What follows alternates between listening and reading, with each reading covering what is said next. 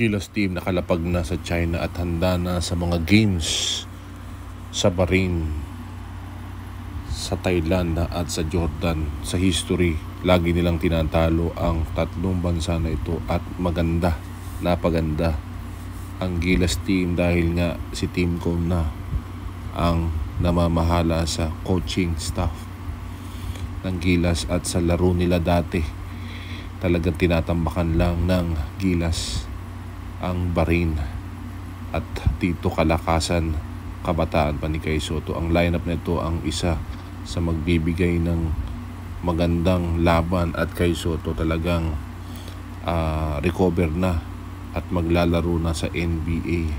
Talagang ito yung mga nakakalaban nila, pero ito yung mga laban sa September 26, September 28 at September 31.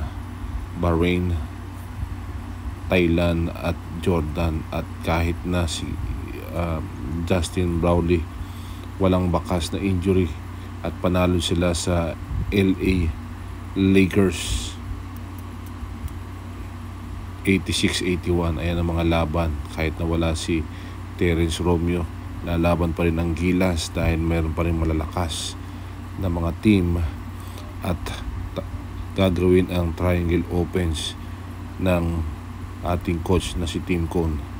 Kaya subaybayan natin ang mga laro sa September 26. Malapit na sa Martes ang laban versus Bahrain.